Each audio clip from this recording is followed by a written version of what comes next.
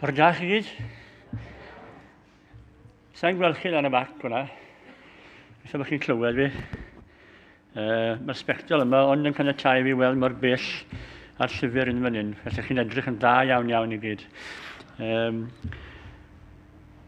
Mae'r gwasanaeth yn rhedeg bach yn wahanol bore yma i'ch trefen arferol. Mae yna reswm am hynny. Os mi am ddechrau, sôn am esgob o San Salvador.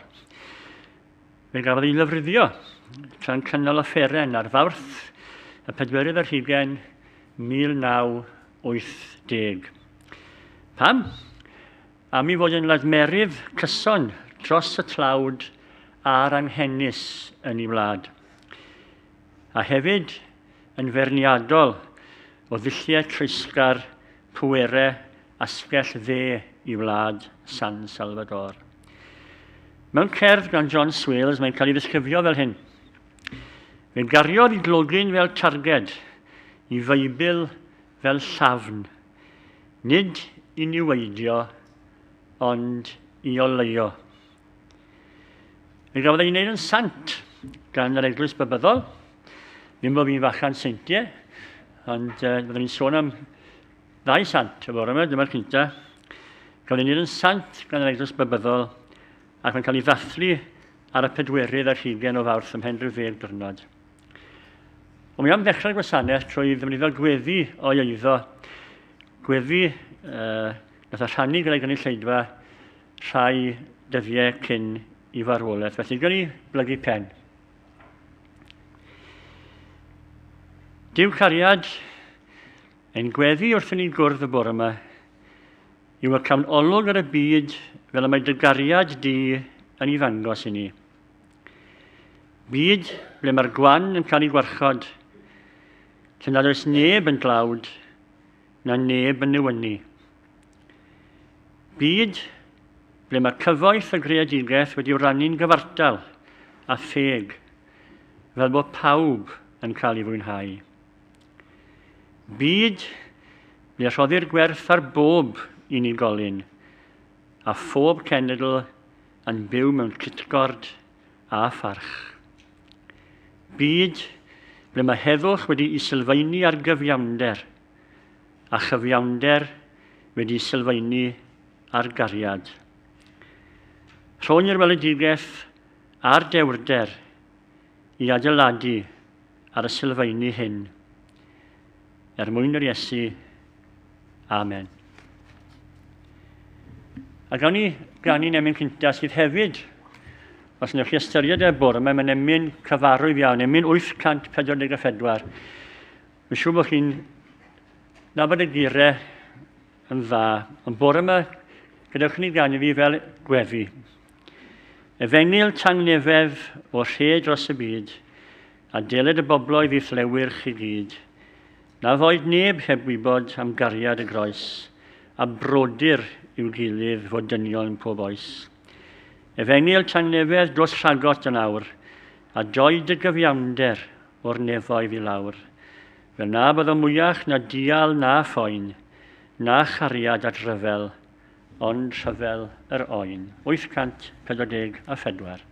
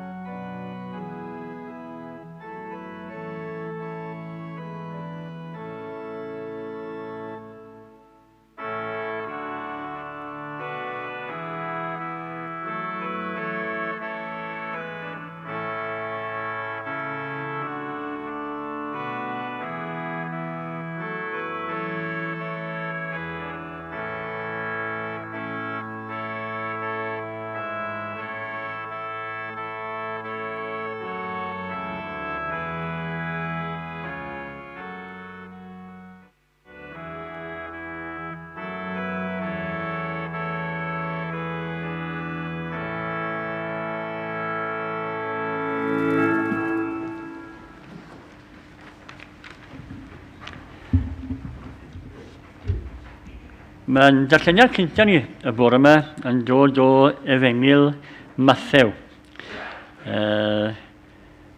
Dod a Iesu ger bron Pilat. Pan ddaeth yn fydd, cynlluniodd yr holl brif offeiriad a heniriad y bobl yn erbyn Iesu i'w roi i farwolaeth. Rwy masant ef a mynd ag ef ymaith a'i drosglwyddo i Pilat, y rhaglaw.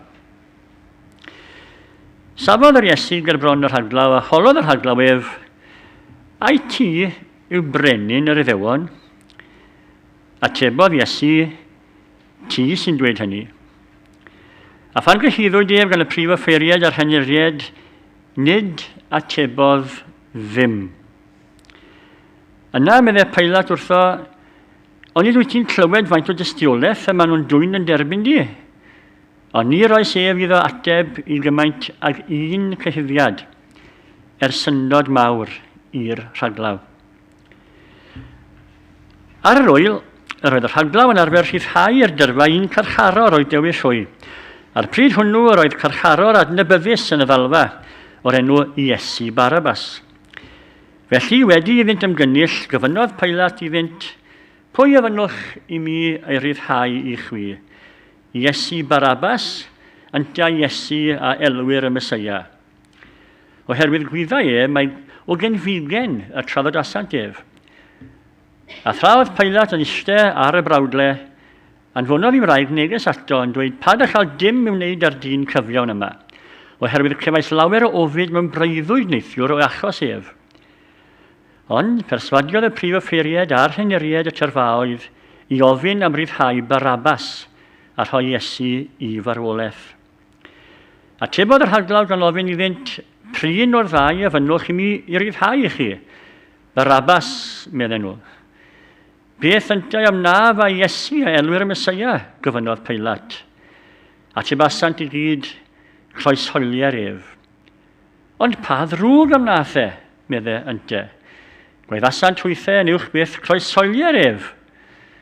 Pan wylodd Pilat nad oedd dim yn tycio, ond yn hytrach fod cynnwrf yn codi. Cymerodd ddŵr a golchodd i ddwylo o flaen y dyrfa a dweud, yr o'i fi'n ddieuog o waed y dyn hwn. Chi fydd yn gyfrifol. Ac atebodd yr holl bobl, boed i waed arnom ni ac ar ein plant.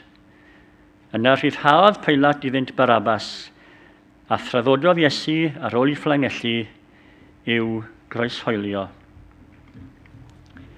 Gawn ni'r cyhoeddiadau a Dian.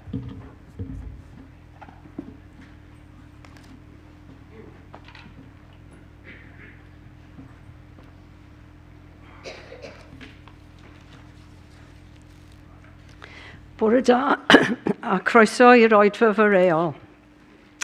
Croeso arbennig i Mr and Mrs Morris o Sir Fôn sydd newydd symud i'r ardal. Croeso hefyd i rhai sy'n ymuno a'u catrefi. Gobeithio yn y cewch bendith wrth i ni gyd addoli. Mae hi'n braf iawn croesawu Mr Delwyn Sion i arwain y gwasanaeth y bore yma. Rydyn ni'n edrych ymlaen at clywed ei neges. Croeso i'r pwlpid. Mae hi'n drist cyhoeddi marwolaeth Mr John Irfon Davies, bore ddoe yn ysbyty y wain. Y tegwn ein cydymteimlad at y teulu yn ei colled. Does dim manylion ar hyn y bryd ynglyn â'r yngladd. Dyma cyhoeddiadau'r yr wythnos. Fydd yr oedfa heno am 6 o gloch dan arweiniant Mr Thomas Williams. Dydd Mawrth, yn Eglwys y Bydyddwyr, Stanwell Road, Penarth, fydd cwrdd cymorth Cristnogol rhwng 10 a 12:45.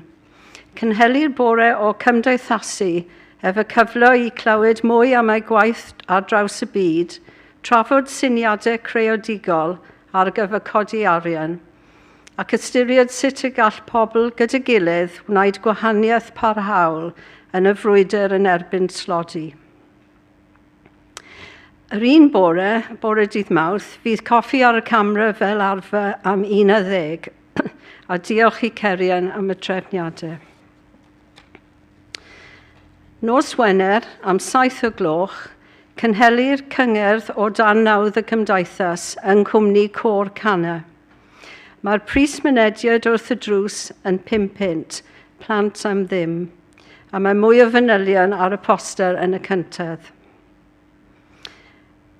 Dydd Sul nesaf, y palchedig Glyn Tidwell Jones fydd yn arwain yr oedfawn am 9:10 y bore a 6 o gloch yr hwyr.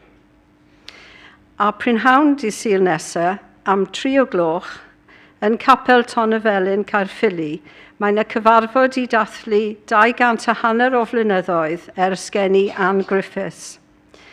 Cymeru rhan gan Sian Miner a Dr Elin Jones yn cyflwyno ei hanes, ei hymynau a'i llythyrau. Ac yn ola, rydyn wedi derbyn gwahoddiad i ymuno ar Eglwys y Tabernacl, dydd Sul y 9 o Fawrth am 6 o gloch, ar gyfer yr oedfa hwyrol o dan arweiniant Rhys ab Owen a Noah Evans. Dyma diwedd y cyhoeddiadau, byddwn ni'n derbyn eich hoffrwm nawr.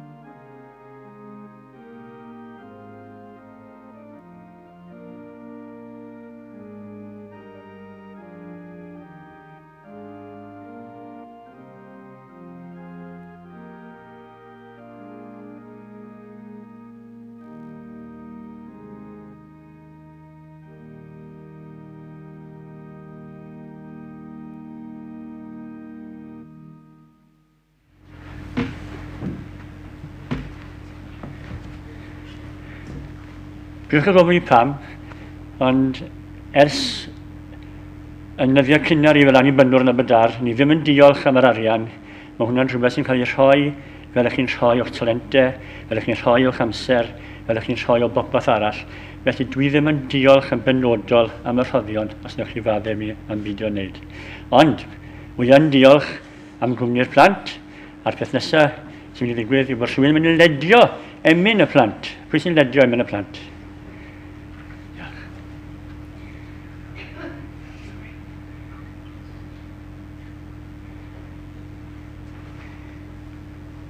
Ti'n dda, Delwyn?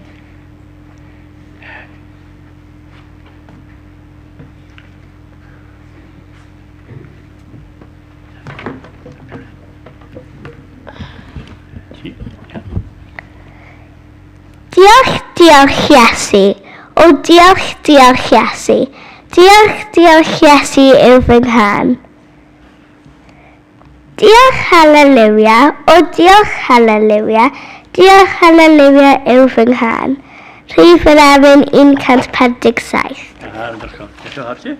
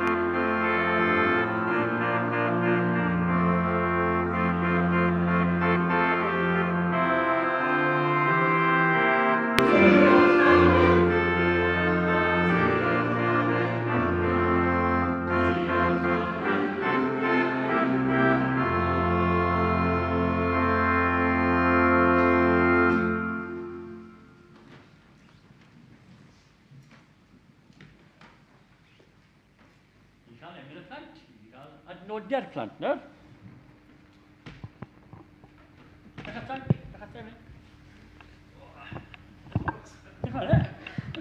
Beth ni'n adnod bore yma? Oes adnod i ti bore yma? Oes? Chi'n dod lan, eistedd fi'n mynd? Gewch na. Sa'n cnoi wir? Ja, ja. Dyna'r hir wedi cael ei cwmni fi, co. Eistedd i'n cael. Eistedd i'n cael. Eistedd i'n cael. Croeso unrhyw mynd ymlaen mewn adnod. O'n i'n fawr ddim yn mewn adnod yn ysgol sy'n pan o'n i'n fach. Anobeithio. Eit. Na re. Pwy'n ethledio'r emyn? Da iawn. Wyt ti ar shifft global bod yma? Ti di wneud un shifft y barod. Os ti adnod? Dyw cariad dew. Os ti adnod? Nesaf. Wedyn, nes na sy'n adnodio yn y ffens bosib. Na. Ond croeso chi rhywbeth hyfryd eto. Na re. Pwy fore am i bore yma? Sil. Bore Sil, ie. Ond mae'n ddwrnod arbennig. Pa ddwrnod dwi heddi? Sil y mama. Sil y mame, da iawn. Na re. Mae gyda fi. Ydych chi wedi prynu cardiau i mam? Do? Gobeithio. Mae gyda fi drysor yn y bag yma. Drysor. Tablets rhywmatic. Beth ydych chi'n meddwl sydd yn y bag yma sy'n drysor dy fi? Rwy'n syniad? Rhywbeth gwerthfawr, rhywbeth air neu arian? Neu, beth allai fod gwedwch? Falle bod e'n offeryn cerdd? Drud iawn. Na? Chi eisiau ddangos chi beth yw? Barod.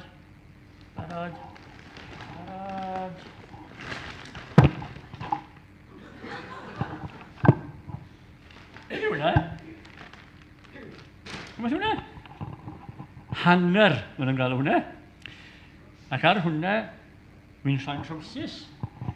A'n siwt. Pan wy'n gwisgo siwt sydd yma'n ymwneud. Ie, ond, beth arall sydd arno fe? Delwyn Davies. Delwyn Davies, ie. Nawr e, mae ymbell un am hynny, wel un o leia, yn anghofio i fel Delwyn Davies. Delwyn Sion Davies yn enwi. Sion ar ôl yn hadcu. Jonna fi enw fe. Ond o'ch chi ffili cael Jonna dan ddeiar mewn pwll glo, oedd yn anlwcus. Felly Sion gas y fod, a ges i'r enw Sion ar ei ole. A wedi gollwng y Davies. Ti'n gweld yna? Sgrifen yna. A mi aeth hwn gyda fi i'r coleg yn Aberystwyth nôl, fyddwch chi ddim yn cofio, yn 1972. Dros 100 mlynedd yn ôl. Nawr, pam i chi'n meddwl bod hwnna'n arbennig? Dar clew i chi. Sgrifen pwy i chi'n meddwl sydd ar hwnna? Sgrifen. Mam. Mam, da iawn. Sgrifen yn fan, hwnna. A na'r cwpl beth, maen nhw dri ffeitha fi lle mae sgrifen mam da fi. A mae hwnna i fi yn werthfawr iawn. Mwy werthfawr nag air. Achos mae rian ac air yn bwysig wedyn. A mae dillad meis yn bwysig. Denims a beth fel yna. Ond mae mamau yn bwysicach byth. Achos mae nhw yn cynnal ni. Ac yn edrych ar yn holau ni. Ac yn gofalu amdano ni. A ni'n ffodus iawn i'w cael. Gobeithio bod pawb yn un bore yma wedi prynu carden yn gweud dwyrnod sydd y mamau hapus i mam. Dim creu. Dim tro. Dim tro yna fe. A ti? Ie? Iawn, rhoi cwtsi mami. Ti'n mynd i roi cwtsi mami, syniad ardderchog. Ewch chi roi cwtsi mami nawr. Ie? Da, diolch fawr iawn i chi am y cwmni. Bant â chi.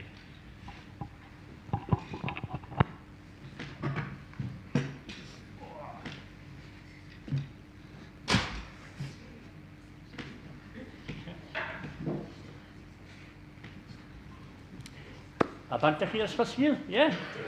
Diolch am y cwmni. Ta-ra i chi.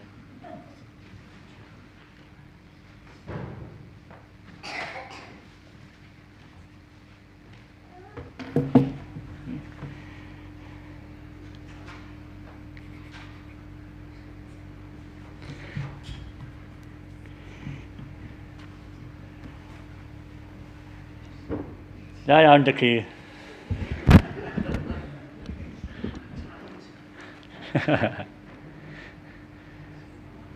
A ga i ddymuno sydd yma me hapus i chi gyd yma. Ac adre, chos ni'n cael yn ymuno a phobl adre hefyd. Da iawn. Diwrnod da i chi gyd.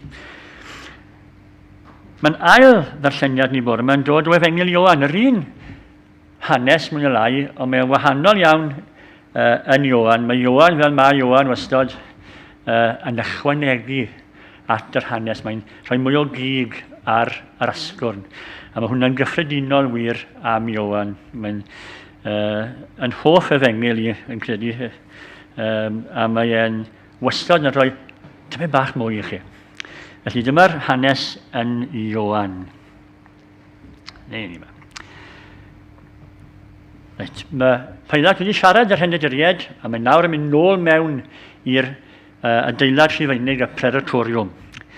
Yna eth Pilat i mewn i'r Praetoriwm eto. Galwodd Iesu ac meddai wrtho, ai ti yw brenin yr Iddewon? Atebodd Iesu, ai ohono dy hun yr wyt ti'n dweud hyn, ai ynte eraill a ddywedodd hyn wrthyt amdano fi? Atebodd Pilat, ai iddew o'i fi, hynny yw, siwt sy'n ni'n cymysgu gyda dy daip di, ai iddew o'i fi, dy genedl dy hun, ai ffrif o ffeiriau sydd wedi llwyddo di i mi, be wnaethos di? Atebodd Iesu, nid yw fy nheyrnas i o'r byd hwn. Pe bai fy nheyrnas i o'r byd hwn, byddai fy ngwasanaethwyr i yn ymladd, rhaid i mi gael fy trosglwyddo i'r Iddewon. Ond y gwir yw, nid dyma darddle fy nheyrnas i. Yna meddai Pilat wrtho, wyt ti'n frenin felly? Ti sy'n dweud fy mod i'n frenin, atebodd Iesu. Mwyn hyn roedd fi wedi cael fy ngeni, ac mwyn hyn y deithim i'r byd, i dystiolaethu i'r gwirionedd. Mae pawb sy'n perthyn i'r gwirionedd yn gwrando ar fy llais i. Meddai Pilat wrtho, beth yw gwirionedd? Wedi ddweud hyn, aeth allan eto at yr Iddewon, ac meddai wrthynt, nid wyf fi'n cael unrhyw achos yn ei erbyn.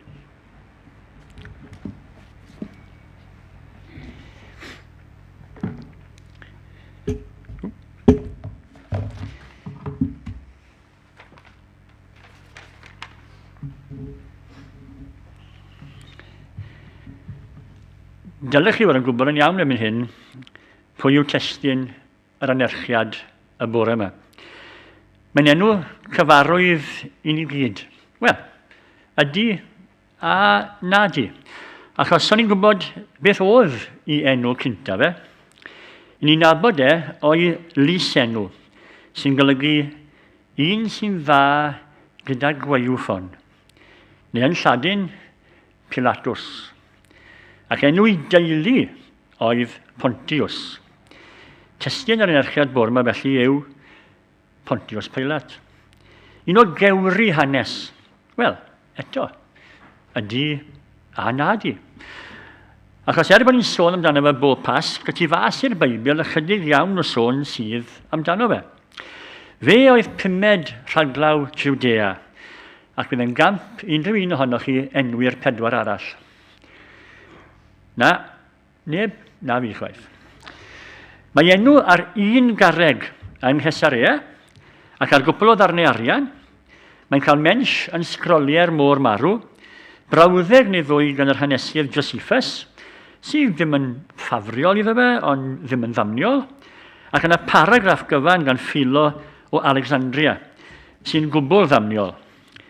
A ni ddisgrifio a'i gyfnod o 10 mlynedd yn Jwdea fel blynyddoedd o drais, lladrad, sarhad, llofruddiaethau mynych, dieneddiadau di-dreial a mileindra ffyrnig di-ddiwedd. Ond wedyn, rhaid cofio bod Philo yn iddew oedd yn casau y Rhufeinied. Beth yw'r gwirionedd? Pwy awyr? A mae yna un frawddeg arall. Yn ysgrifau'r hanesydd Tacitus, a mae hon yn frawddeg enwog a phwysig. Pilat dedfrydodd Iesu i farwolaeth. Un frawddeg sy'n cysylltu'r Iesu a Pilat y tu fas i'r Beibl. Ond mae tipyn mwy yn yr Efengylau. Mae Pilat yn hanol drama'r Pasg. Ac oherwydd hynny, mae'r dyn eitha dinod yma mewn swydd dinod yn troi'n gawr o gymeriad yn y ffydd Gristnogol. Cymeriad mae rai yn cyfri'n ddiafol ac eraill yn sant. Wel, siwt ni, meddwch chi. Wel, yn yr oesoedd canol fe greuwyd pob math o storiau am yr hen Pilat, a rhan fwyaf mewn 2 lyfr. Yr Acta Pilati oedd un, a'r Golden Legend oedd y llyfr arall, y Chwedl Eiraidd. Mae hanes Pilat a Iesu yn cydblethu, gyda'r Iesu'n gwella clwyfau Pilat a migraines i wraig. Ond mae yna un hanes gwbl anhygol yn y Chwedl Eiraidd. Hanes oedd yn boblogaidd iawn yn y canol oesoedd. Hanes oedd yn adleisio geiriau Sant Awgwstin, sef bydd y goeden achosodd y cwymp a cholled paradwys yn offeryn achubiaeth. Bydd y goeden achosodd y cwymp a cholled paradwys yn offeryn achubiaeth. Dyma'r hanes i chi. Yn ôl y Golden Legend, a mae'n precis iawn am y ffigurau, 5,220 mlynedd cyn y croeshoeliad, fe welwyd pren Calfaria mewn breuddwyd gan Seth, mab Adda ac Efa. Erbyn hyn roedd Adda yn 932 mlwydd fod, ac bydd anfonodd y Seth yn ôl i ardd Eden, i holi am olew, i wella'r 70 o glwyfau pechod oedd ar ei gorff a chorff Efa. Wedi Seth gyrraedd, dyma'r angel mihangel yn dweud wrtho na fyddai'r olew ar gael am 5,220 o flynyddoedd nes bod Crist yn marw dros bechoder ddynoliaeth i gyd. Cyn gadael, edrychodd Seth mewn i'r ardd hyfryd. Hyfryd heblaw am y goeden grin oedd yn y canol, a neidir di marw yn hongian ar y cynghennau. Edrychodd bant, edrychodd nôl tro. A tro yma fe welodd y goeden yn blaguro o dan y fferfafen las, ac yno, yn ei changhennau, roedd yna fachgen bach wedi rwymo mewn cydachau. Wrth i Seth adael, fe roddodd yr angel 3 hedyn iddo fe. Gan ddweud wrtho fe yw rhoi o dan dafod Adda wedi i Adda farw. A dyna wnaeth e. Ac o geg Adda yn Nyffryn Hebron, fe dyfodd 2 coeden fach denau. Ac yno buon nhw nes i Moses gyrraedd Hebron, ac adnabod y coed fel arwyddion o'r dryndod. Fe cododd nhw, a'i defnyddio i wneud gwirthiau. A chyn iddo farw, fe hael blanodd nhw gyd ger mynydd Tabor. Ac yno buon nhw am 1,000 o flynyddoedd, nes i'r brenin Dafydd ddod ar ei traws, a mynd â nhw i Jerusalem. Ar y ffordd, a grandewch ar y frawddeg ysbrydol yma o'r canol oesoedd, os mae'n gweud cymaint am eu cymdeithas nhw. Ar y ffordd, wnaethon nhw gyfarfod a 3 Arab di. Ac wrth iddyn nhw gyffwrdd ar coed wirthiol, fe droiodd y 3 yn wyn.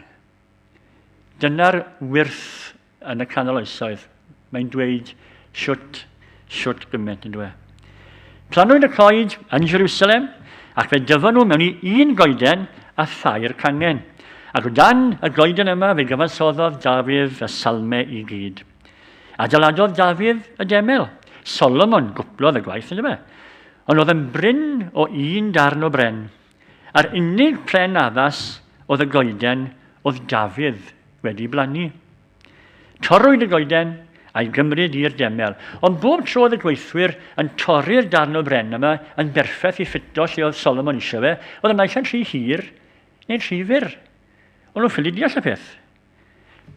Dath brenhines Shiba hibo i ymweld â Solomon, a dweud wrtho fe bod angen iddo gladdu'r pren, achos roedd hi wedi cael gweledigaeth, Ac yn y weledigaeth, fe ddysgodd bod yna ddyn yn mynd i farw ar y pren yma, ac mi fyddai'n dinistrio cyfraith Moses wrth wneud.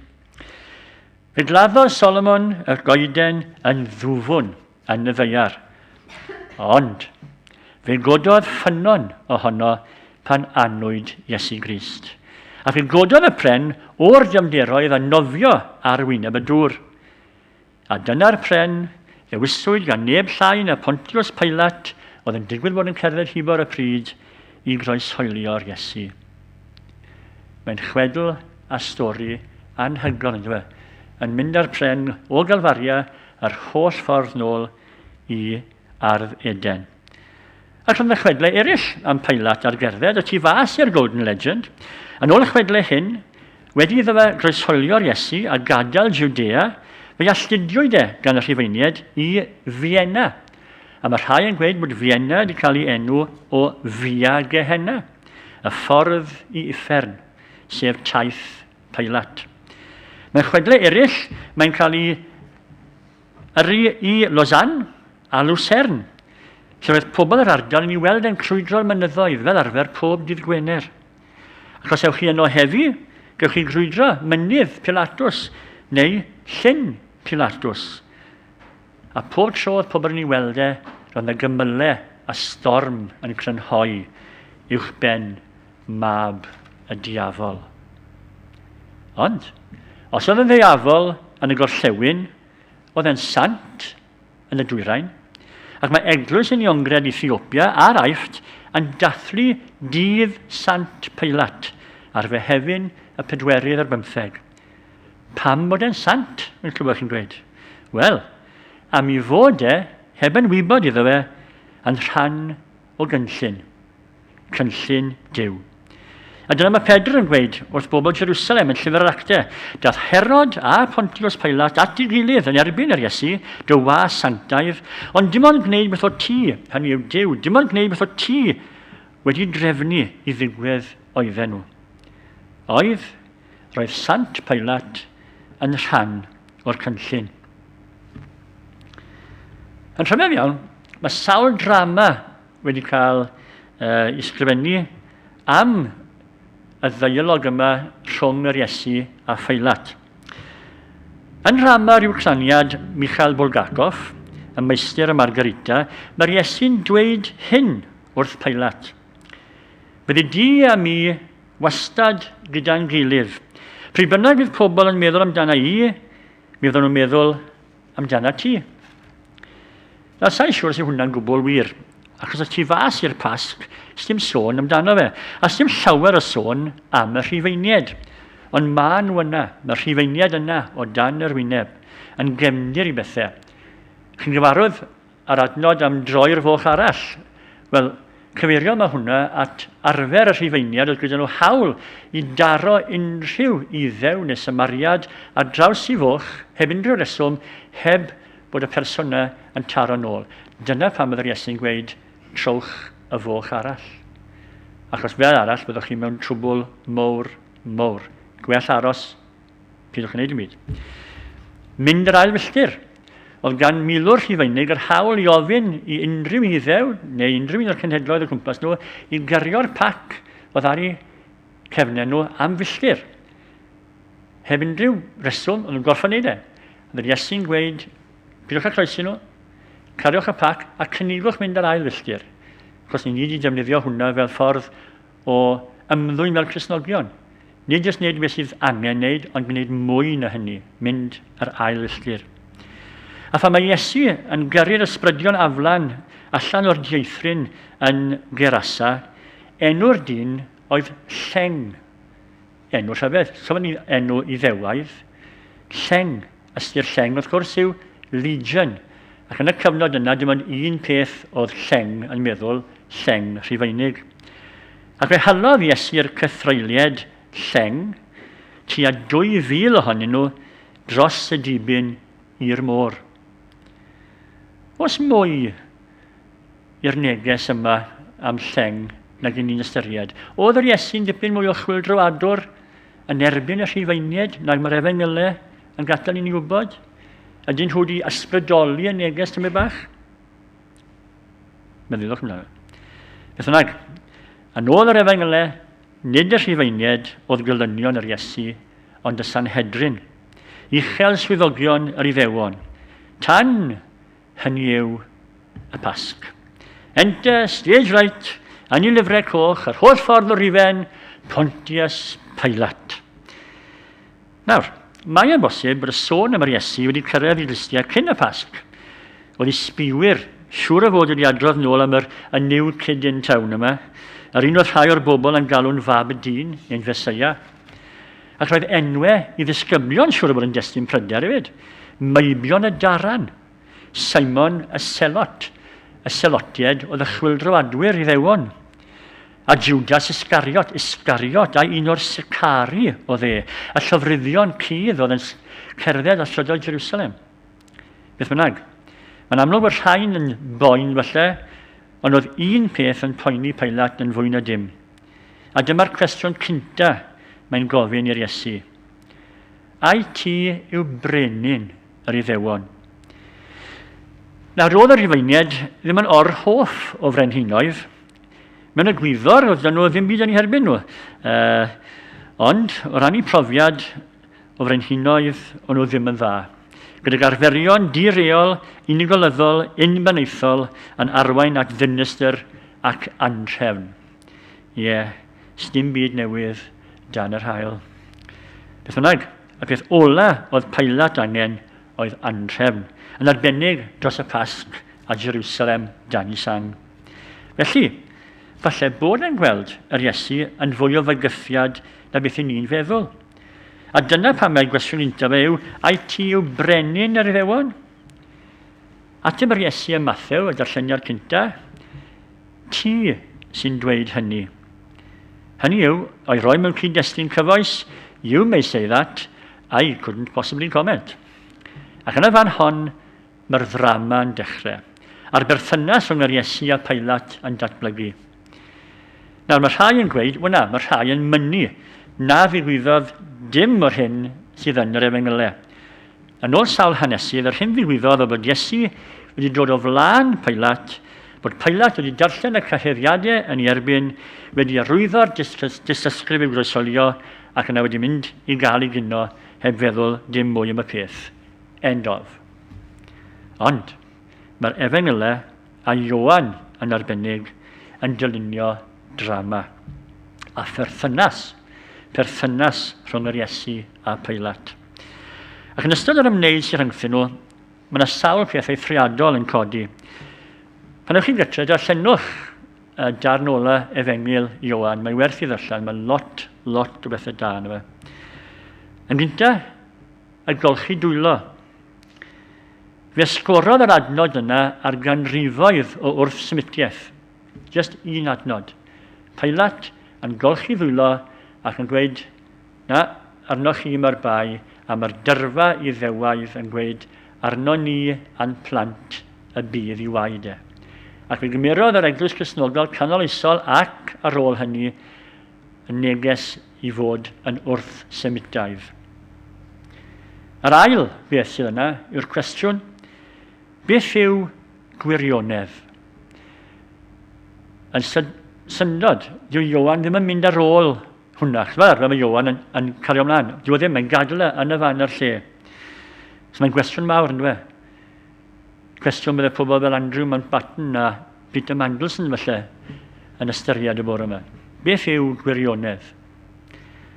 A'r trydydd peth, a gyda'r trydydd peth wy am orffen, mae'n wrthdaro rhwng dau awdurdod a dau olwg ar y byd. Ar un llaw, Pilate, yn arwydd o holl rwysg a phwer yr ymerodraeth mwyaf pwerus yn y byd. Asiant yr ymherawdwr Rhufeinig. Yn ei law, holl awdurdod cyfraith dinesig, troseddol a milwrol yr ymherodraeth. O'i flaen, yr Iesu, yn ddi-ran, heb arf, heb fyddin, heb goron, yn ymddangosiadol, heb ddim. Ac yn Mathew, Marc a Luc, mae'n mwy neu lai yn ddi-eiriau. Ond yn Ioan, mae'n cael dweud ychydig yn fwy. A'i ateb ychwanegol i Pilate rhaglaw Judea yw hyn. Nid yw yn heyrnas o'r byd hwn. Ar un olwg mae'r Iesu'n eto yn ysgoi ateb y cwestiwn. Ond beth mae y wir yn gweud yw hyn. Nid y byd hwn yw tarddle fy'n heyrnas i. Nid y fyd di, Peilat. Nid y reolau di, Peilat. Nid y weithredoedd di, nid y rym di, nid y ffordd o fyw nad y ffordd o ladd yw fy ffordd i. A nid darweinydd di yw farweinydd i. Dwi'n gwrthod y cyfan. Dwi'n frenin ar deyrnas gwbl wahanol. Dwi'n frenin ar deyrnas tangnefedd, heddwch, cariad a chyfiawnder. A sdim byd allu di wneud i newid hynny. Grym cariad a chyfiawnder versus grym y dwrn haearn. Mi am droi at drama arall. Fe sgrifennodd y dramodydd Dennis Potter ddrama o'r enw Mab y Dyn. Ac ynddi mae'n creu fersiwn newydd o'r ddeialog rhwng yr Iesu a Peilat.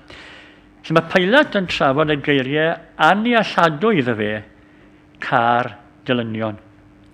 Ac mae'n gofyn i'r Iesu, beth mae'n dana fi, Iesu? Wyt ti'n fy ngharu i? Mae yna saib. Cyn bod Iesu'n edrych arno fe a gweud, ydw, Pontius. Mae Peilat yn ei daro dros i foch yn sydyn. Ond yn sydyn hefyd yn cywilyddio. Mae'n ddrwg da fi, medda fe. Oedd dim angen hynny. Ymateb ar Iesu oedd, paid â bod ofn. Paid â bod ofn. Mae Peilat yn gegrwth. Beth wedes di? Paid â bod ofn. Mae Peilat yn camu nôl mewn braw, cyn gweiddi mewn dicter, cymrwch o yma, cymrwch y ffŵl i ffwrdd. Y ffŵl. Cymrwch y ffŵl i ffwrdd. Pan ewch chi adre, meddylwch am y darn yna, pam oedd yr Iesu wedi gweud wrth y boi yma ddyr holl bwer, paid â bod ofn. Oedd holl awdurdod y ffwer rhifain wedi dod wyneb yn wyneb a ffordd newydd o feddwl. A doedd yr hen ffordd o feddwl ddim yn gwybod beth i feddwl na siwt i ymateb gyda'r ffordd newydd yma. Mwy na symud y broblem o'r neilltu. Cymrwch y ffŵl i ffwrdd. Yn yr acta Pilati, mae'n ddeialog y stori arall. Lle mae'r awdur yn fanna yn gweud, doedd ddim un ffordd yn y byd bod Pilat wedi gallu bod wyneb yn wyneb ar Iesu heb iddo gael ei effeithio ganddo. Ac wedi'r croesoliad, yn yr acta Pilati, mae Pilat a'i wraig yn troi'n Gristnogion. Ac mae Pilat, arweinydd grymus yr hen fyd, yn marw dros ei gred yng Nghrist. Chwedl yw e, fel y ddrama, dychymig yw e. Ond mae'n gofyn cwestiynau ac yn arwain i feddwl yn dweud. Bydd arweinwyr grymus y byd presennol yn arddangos ei hunain dros y Pasg. Bydd ambell un yn dod wyneb yn wyneb ag eicon o Grist falle, neu cerflun o'r groes. Bydd Vladimir Putin, sy'n gweld ei hun fel am yr awdwr, mae'n eglwys yn Iongred yn Moscow. A bydd am yr awdwr arall, Donald Trump a'i ddylunwyr, mae'n eglwysu yn Iongred efo Ngylaidd yn America. Bydd arweinydd newydd Iran o bosib mewn mosg yn Tehran. A bydd Benjamin Netanyahu mae'n siŵr mewn synagog yn Jerusalem. Beth bethau'r Iesu yn cerdded mewn a sefyll o'i blaenau nhw, gan gynnig ffordd amgenach o feddwl ac ymwneud. Gan ei hanog i beidio a bod ofn. Tybed beth bydde i hymateb nhw? Gyrwch y ffŵl i ffwrdd, siŵr y ffod. Neu, tasen nhw ond yn agor i llyged ac edrych arno fe'n ddigon hir, mi fydden nhw yn gweld fel Ioan a Pilat falle, a goleuni yn llywyrchu yn y tywyllwch.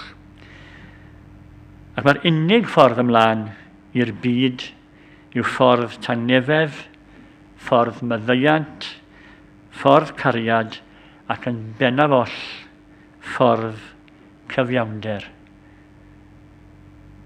Troi cefn ar yr hen ffordd cyfarwydd ac agor llyged i'r ffordd newydd. Ar drothwy'r Pasg, dyna'n gobeith ac yn bendant dyna'n gweddi. Mwyn i enw. Amen.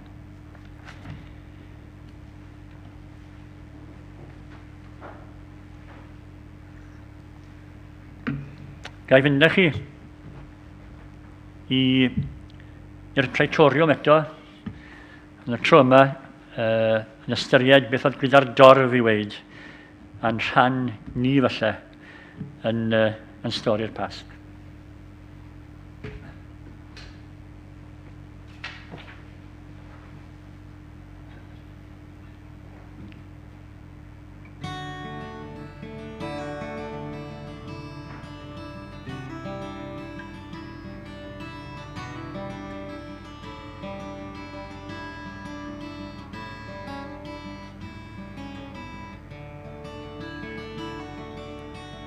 Cafodd erledigeth yn ei dref ei hun, cafodd amnedigeth y Pharisëd glin. Drygethodd eiriau chwyldro adol ar y stryd, am hyn fi farw, a ni eroddodd o'r anrain ni ei farnodd yn euog o wisgedd, a ni y hoelion yn y dren, ac a fyddeio.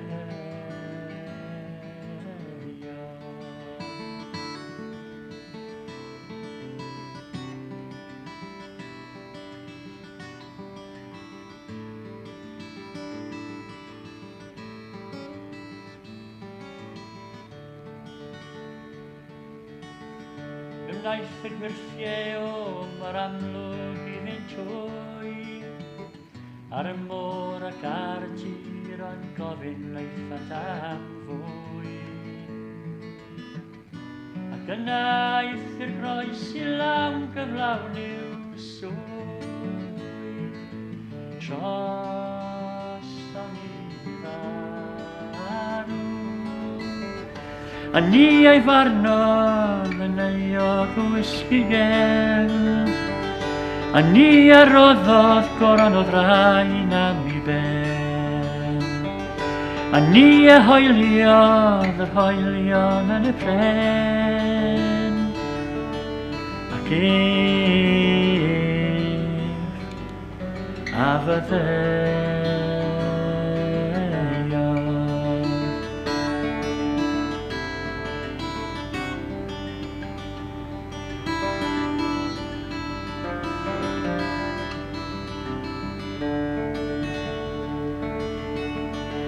Wrth I mi wneud cais I guddio yn y byd, I fyw fy mywyd braidd rhwng cae a'r gwir.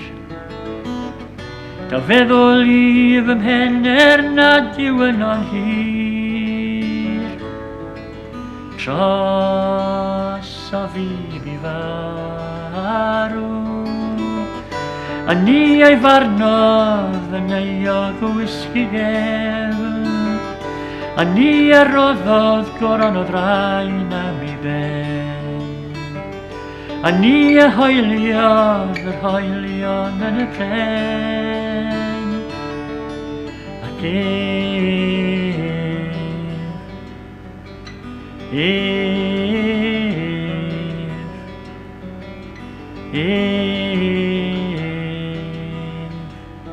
a fyddeio.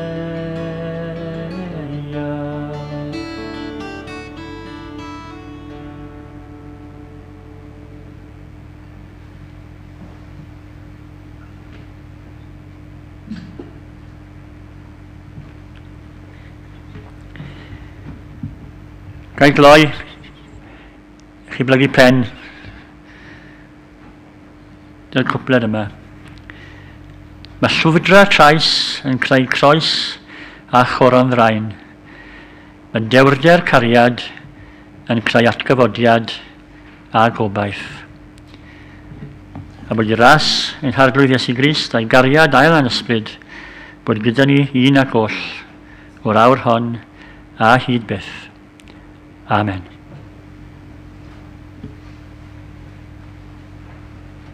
A ni gloi, drwg fi, wedi colli un emyn. A ni'n gwbla trwy gyd ganu emyn rhif 827.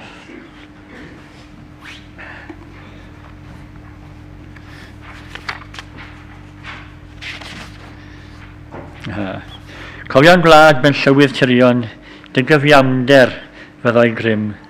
Cadw hir rhag llyd gelynion, rhag i byen fwy na dim. Rhag pob rad nefel dad, taina dadain dros yn glad. Diolch Emyr am ddewis hon, fel emyn ola. Gwna'n sabothau'n ddyddiau'r nefoedd yng ngoleuni deiriau glân. Dyro'r glith sy'n cymanfaoedd, gwna'n crefydd fel ein can. Nefel dad, boed mawr had, ar defengil yn ein glad. 827.